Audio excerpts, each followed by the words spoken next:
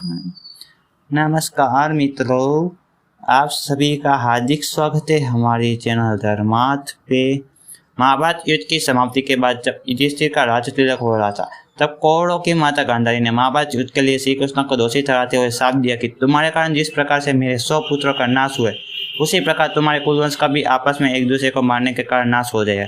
गौरतलब की गांधारी ने यहाँ यदुवंश के नाश का शाप नहीं दिया था। शाप के चलते श्री कृष्ण द्वारिका लौटकर यदुवंशियों को लेकर प्रभास क्षेत्र में आ गए। कुछ दिनों बाद महाभारत युद्ध की चर्चा करते हुए सात्विक और कृतवर्मा में विवाद हो गया। सात्विक ने गुस्से में आकर कृतवर्मा का सिर काट दिया।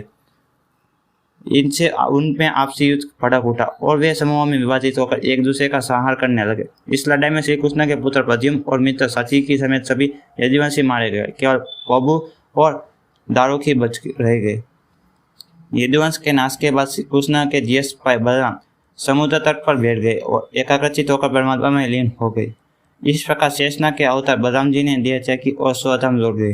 बलराम जी के देह त्यागने के बाद जब एक दिन श्री कृष्ण पीपल के नीचे ध्यान की मुद्रा में बैठे थे, तब उस क्षेत्र में एक जरा नाम का बहेलिया आया हुआ था।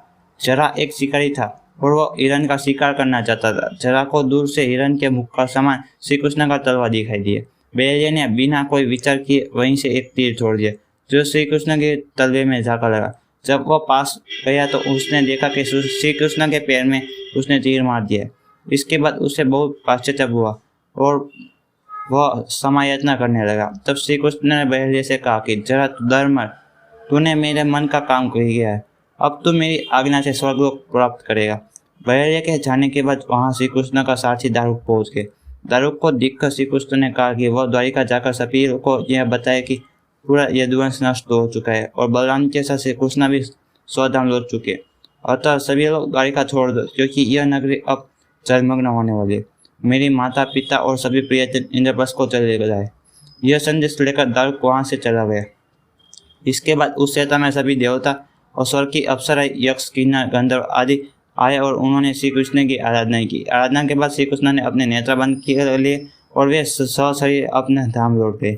श्रीमद् भागवत के अनुसार जब श्री कृष्ण और बलराम के स्वधाम गमन की सूचना इनके प्रियजनों तक पहुंची तो उन्होंने भी इस दुख के प्राण त्याग दिए। देवकी, रोहिणी, वसुदेव, बलराम जी की पत्नियां, श्री कृष्ण की पुत्रानियां आदि सभी ने शरीर त्याग दिए। इसके बाद अर्जुन ने यदुवंश के निमित्त पिंडदान और श्राद्ध आदि संस्कार किए। यदुवंश के बच्चे हुए लोग। महाभारत और पुराणों के अनुसार इन संस्कारों के बाद यदुवंश के बचे हुए लोगों को लेकर अर्जुन इंद्रप्रस्थ लौट गए। इसके बाद श्री कृष्ण के निवास स्थान को छोड़कर शेष द्वारिका समुद्र में डूब गई।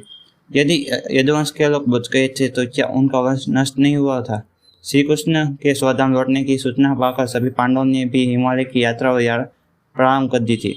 इस यात्रा में एक एक करके पांडव भी शरीर का त्याग करते गए। अंत में जिससे शरीर स्वर्ग पहुंचे थे। अगर आपको हमारी यह प्रस्तुति पसंद आई हो तो हमारे वीडियो को लाइक कर चैनल को सब्सक्राइब कर दीजिएगा। अगर हमसे स्टूडियो में कोई भी भूल या गलती हुई हो तो हम आपसे क्षमा मांग रहे, कृपया हमें क्षमा कर दीजिएगा।